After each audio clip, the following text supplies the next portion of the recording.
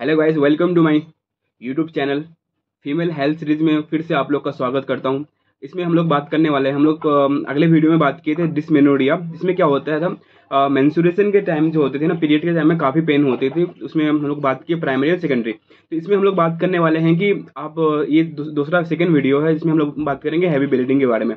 तो यानी menstruation period में हैवी ब्लीडिंग क्यों होता है, पीरियड के टाइम जो हो यानी कि काफ़ी ब्लीडिंग क्यों होता है, ये बात करेंगे। इसका मैनेजमेंट कैसे करेंगे ये बात करेंगे। उसके बाद इसको घर में कैसे मैनेज किया जाए ये चीज़ बात करेंगे। उसके बाद अगर काफ़ी ब्लीडिंग हो रहा है तो बहुत ज़्यादा उससे अगर बीमारी हो रहा है तो उसको कैसे मैनेज करेंगे। तो शुरू करते हैं हम लोग। तो आज सेकेंड वीडियो है, तो इसमें हम लोग बात करेंगे heavy bleeding. Heavy bleeding during menstrual cycle, यानी कि महाशय के दौरान ज़्यादा ब्लड को कैसे हम लोग मेंटेन करें। तो ये इसको हम लोग दो तीन नाम से जानते हैं। पहली बात तो heavy bleeding during menstruation period, जैसे कि महाशय के दौरान जो मासिक धर्म होता है, मासिक धर्म के दौरान काफ़ी ब्लड जाता है, वो क्यों जाता है वो बात करेंगे। उसके बाद इसको हम लोग बोलते हैं पोलीमेनोरिया बोलते हैं, इसको हम लोग मेनोरेजिया भी बोलते हैं, और इसको हम लोग यूनानी में एक टर्म है, उसको अरबिक नाम है कसरत तमस बोलते हैं इसको हम लोग। तो पोलीमेनोरिया, पोली मीन्स क्या होता है वो ज़्यादा, मेनोरेजिया मीन ज़्यादा ब्लीडिंग होना। यानी कि ये एक टर्म है जिसको बोलता है पीरियड बिफोर 21 डेज। यानी कि जो हमारा जो पीरियड चलती है, एक जो साइकिल चलती है 21 to 35 डेज, इसको नॉर्मल माना गया है। अगर 21 डेज से पहले अगर आपको पीरियड्स आ रहा है और ये क्या चलता है, एक तो ये हो गया। उसके बाद जो पीरियड हो रहा है आपको अगर टाइमली भी हो रहा है, बट जो ब्लडिंग हो रहा है तो प्रोलॉन्ग हो रहा है। ऐसे जो नॉर्मली जो पीरियड जो आती है उसमें ब्लीडिंग होती है कितना, 2 दिन तक, 2 से 3 दिन तक होती है। उसके ये ब्लीडिंग 2 से 3 दिन तक ना होके आपका जाके 10 दिन 14 दिन तक कंटिन्यू हो रहा है, आपको 1-2 पेट ने 4-5 पेट बदलना पड़ रहा है, तो ये क्या है, आपका हैवी ब्लीडिंग हो रहा है। तो हम लोग इसको डिस्कस क्यों कर रहे हैं, तो इसको हम लोग क्या बोलते हैं पोलीमेनोरिया। इससे हम लोग को यानी कि ट्रीट करना क्यों जरूरी है, इससे क्या क्या प्रॉब्लम्स होगा। पहली बात तो हम लोग प्रॉब्लम्स की बात करेंगे। तो प्रॉब्लम्स आपको आगे चल के क्या क्या प्रॉब्लम्स हो सकता है। अगर फॉर एग्जाम्पल अगर आप शादीशुदा हो तो आपको इनफर्टिलिटी काउज कर सकता है, यानी आगे चल के इनफर्टिलिटी का हो सकता है। क्योंकि जो ये सारे चीज जो है ना, मेंस्ट्रुअल साइकिल जो है, मानसिक धर्म है, तो ये हमारे शरीर के हार्मोन्स पे डिपेंड करता है। एक हार्मोन है इसमें बहुत ज्यादा रोल होता है, जिसको बोलते हैं एस्ट्रोजन। ये क्या करता है, ये गर्म हार्मोन है, बोला गया हमारे यूनानी में इसको बोला गया ये गर्म हार्मोन है, ये शरीर को गर्म करता है। और क्या करता है इसको, यानी कि जल्दी इसका क्या होता है, जो सेक्रेशन ज्यादा होता है इसका लेवल बढ़ जाता है। तो ये कर देता है, यूटेरस को ज्यादा कॉन्ट्रेक्शन करता है और जल्दी निकाल देता है। फॉर एग्जांपल अगर जो अंडा और ओवम जो यानी कि अंडा और स्पर्म जो मिलता है वो क्या बोलता है, फर्टिलाइज करता है। फर्टिलाइज होने के बाद इम्प्लांटेशन करता है यूटेरस में। तो ये इतना समय नहीं मिलेगा उस यूटेरस को, जो कि सुटेबल टाइम पे ये इम्प्लांटेशन हो, फिर फर्टिलाइज हो गई इम्प्लांटेशन हो, इतना समय नहीं मिलेगा। उससे पहले क्या हो जाएगा, मेंस्ट्रुअल पीरियड आ जाएगा। तो और इसके बाद क्या होती है, प्रोलॉन्ग होती है 10 से 12 दिन पे अगर होगा। फॉर एग्जांपल जो अगर एक डाटा है जिसमें माना गया है कि जो नॉर्मल ब्लीडिंग जो होता है, ब्लीडिंग फेज में जो नॉर्मली ब्लीडिंग फेज 1 से 5 डेज तक होता है, बट जो ब्लीडिंग जो होता है 2 to 3 डेज तक होता है। ये ब्लीडिंग 2 से 3 डेज ना होके 10 डेज तक चला जाता है, तो इसी को हम लोग पोलीमेनोरिया कहते हैं। बस इस दौरान आपको ब्लड लॉस काफी हो जाएगा। तो नॉर्मल ब्लड लॉस जो बोला गया है 30 ml और 80 ml तक, अगर इससे ज्यादा हो रहा है आपको तो आपको पोलीमेनोरिया है। तो इससे आपको एक प्रॉब्लम होगी इनफर्टिलिटी, जो बहुत बड़ा काउजेस है। उसके बाद आप इसका सेकंड प्रॉब्लम क्या है, आपको एनीमिया काउज करेगा। एनीमिया में आपको बहुत सारी दिक्कत होगी, आपको पाल्पिटेशन हो जाएगा, मरमर हो जाएगा, टेकिकार्डिया हो जाएगा, ये सारी चीज आपको दिखेगा। आपको आप जब उठ खड़ा होकर यानी कि बैठ के जब खड़ा होगे तो आपकी आंखें के सामने अंधेरा छा जाएगा, ज्वाइंट्स पेन होगा, फटीगो होगा। तो इससे सारे बहुत सारे आपको यानी कि सिम्टम्स दिखने लगेगा एक बीमारी की वजह से। तो इसलिए इसको ट्रीट करना जरूरी है। तो अब हम लोग बात करते हैं कि इसका जो काउजेस है हम दोनों तरफ बात करेंगे। एक एलोपैथी काउजेस भी बात करेंगे, जो मॉडर्न काउजेस क्या बताता है कि किसके वजह से ये पोलीमेनोरिया हो रहा है, हैवी ब्लीडिंग हो रहा है। एक यूनानी क्या बोलता है, जो एक ट्रेडिशनल मेडिसिन है, आयुर्वेदा यूनानी। तो इसका यूनानी का कॉन्सेप्ट क्या है वो भी आपसे डिस्कस करेंगे।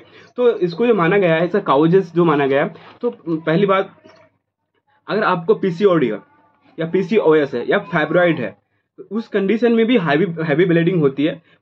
उसका कारण भी एस्ट्रोजन ही है। एस्ट्रोजन के लेवल से ही वो ज़्यादा होता है। उसके बाद आप स्ट्रेस में हो, इमोशनल आपको कोई प्रॉब्लम है, उससे हो गया। उसके बाद आपको यानी कि यूटेराइन अल्सर हो गया, या इंडोमेट्रोसिस है आपको, या नहीं तो आपको कोई कहीं आप गिर गए हो, या तो ये अदर काउज में आएगा। जैसे कि आपको कोई एक्सीडेंट हो गया, एक्सीडेंटली हो गया तो वो रेप्चर हो जाती है। रेप्चर होने के बाद क्या होती है, वो वहाँ से ब्लीडिंग ज़्यादा होने लगता है।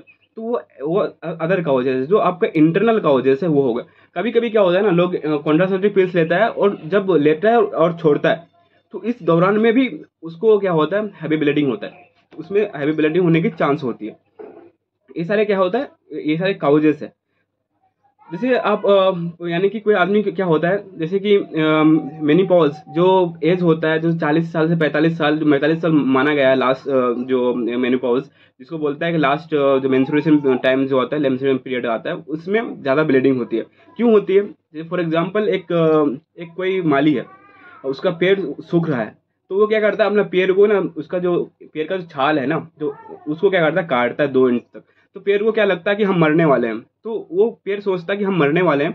तो इस दौरान क्या करता है, पैर अपने आप को ग्रोथ बहुत ज़्यादा करता है। इसी तरह क्या होता है, जो फीमेल है उसका एस्ट्रोजन क्या लगता है अब खत्म होने वाला है, तो एस्ट्रोजन का प्रोडक्शन बहुत ज़्यादा हो जाता है।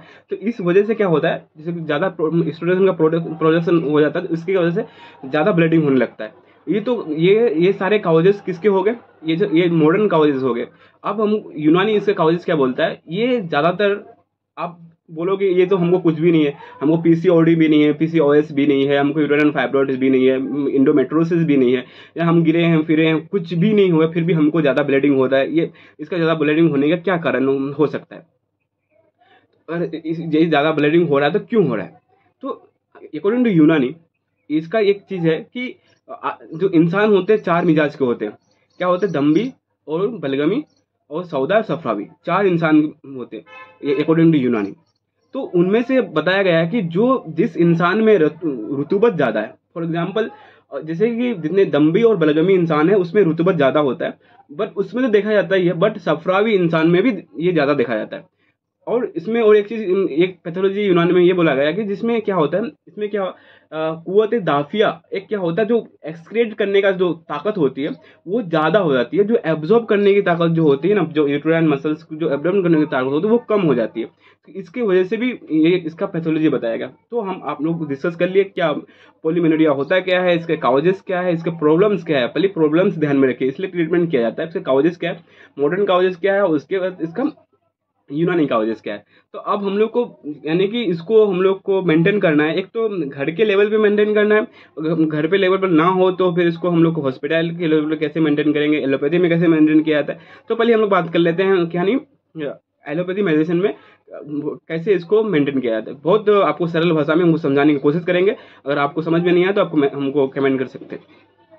तो इसमें क्या है, जो एलोपैथी मेडिसिन है उसमें जो उसका जो ट्रीटमेंट जो है, लाइन ऑफ ट्रीटमेंट, तो उसमें क्या है, वो लोग क्या चलाता है, एक तो हो गया कॉन्ट्रासेप्टिव पिल्स, उसके बाद पेन किलर भी चलाता है, उसके बाद एक आता है जो ब्लड क्लॉटिंग का काम करता है, विटामिन के हो गया, टाइनेक्सोमिक एसिड हो गया, ये सारी चीज़ वहाँ पे चलाया जाता है। बट ये और कभी कभी काफ़ी ब्लीडिंग हो जाता है तो उसको कंट्रोल नहीं कर पाता था, तो क्या करता है, कॉपर टी इंसर्ट करता है। इससे कारण से क्या होता है, ब्लड रुक जाती है। बट ये क्या होता है, ये आपका जाके टेम्पोररी आपका मैनेजमेंट नहीं है, फिर भी इसमें ब्लीडिंग होती है। बट आपका परमानेंट सोल्यूशन नहीं है, ये टेम्पोररी रुकती है।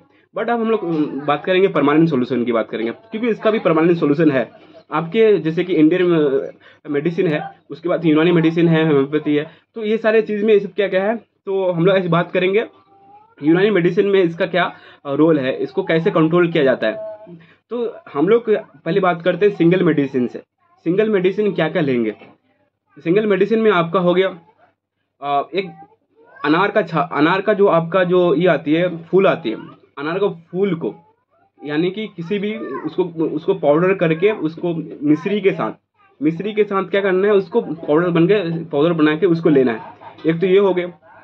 एक आपके पास इमली को वो मिश्री के साथ, फिर जितना इमली लीजिएगा उतना मिश्री लेके क्या करना है, मिश्री जो आता है ना, हाँ, तो मिश्री ना मिले तो आपको यानी कि आप गुड़ ले सकते हैं। उसको बराबर मात्रा में क्या करना है, उसको लेना है, उसको सफूफ बनाना है, सफूफ बना के यानी कि पाउडर बनाना है, पाउडर बना के उसको लेना है।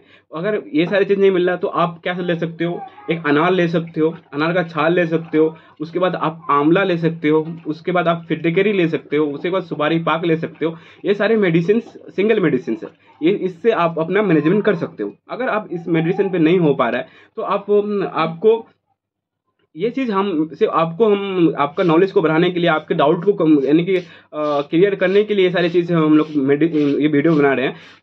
अगर आपको ऐसा कोई बीमारी है तो आपके नज़दीकी कोई डॉक्टर से सलाह लें, तो आप हमको ऑनलाइन कंसल्ट कर सकते हैं। आप उनके साथ कंपाउंड मेडिसिन दे सकते हैं। कंपाउंड मेडिसिन में क्या क्या दे सकते हैं आप, जैसे कि आपका हो गया आंवला हो गया, तो सफ़ूफ सैलानिन करके एक आती है, वो दे सकते हैं। उसके बाद शरबत अंजबार हो गया, वो दे सकते हैं। उसके बाद कभी कभी क्या होता है ना, हमारे शरीर में इस्ट्रोजन का लेवल काफ़ी बढ़ जाती है।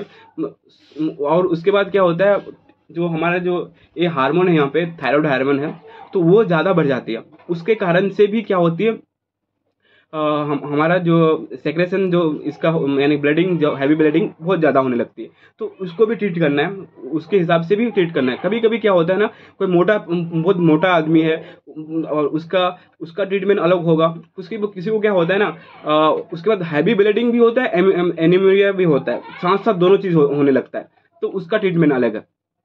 उसके बाद आप एक यानी कि मुख्तसर तौर पे शॉर्ट फॉर्म में 3-4 मेडिसिन बता देता हूँ आपको।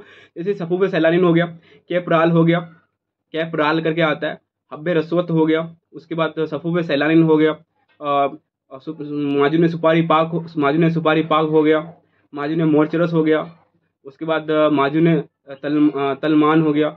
ये सारी चीज़ आप ले सकते हैं कंपाउंड फॉर्म में। ये तो मेडिसिन हो गया। अब बट मेडिसिन से यानी कि आपका ब्लड रुके ये जरूरी नहीं है।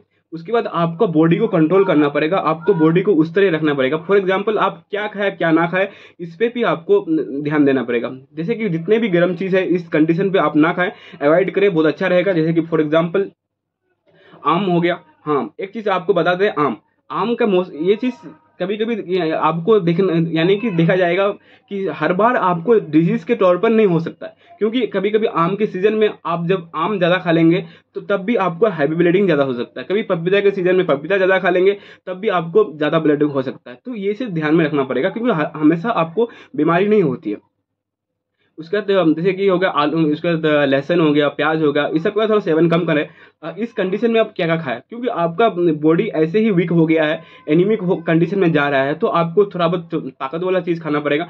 थोड़ा बहुत यानी कि आप इस कंडीशन में ताकत वाला भी चीज़ खाएं तो ठंडा चीज़ खाएं।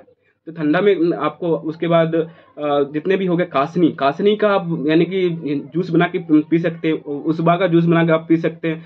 ये सारी चीज़ आपको मिल जाएगा मार्केट में। आप हाफ बॉयल अंडा खा सकते हैं जिससे आपको ताकत मिल जाए। उसके बाद आप क्या रेजिमेंटल थेरेपी करें, यानी कि इलाज भी तदाबीर होते हैं कुछ, तो आप उनमें से आप जानते होंगे शीत बात बहुत अच्छा काम करता है। आप उसमें क्या करो, एक टब लो, टब में ठंडा पानी लो, ठंडा पानी में आप बैठ जाओ, 10 से 5 मिनट बैठ जाओ, ये भी आपको बहुत अच्छा इफेक्टिव करता है।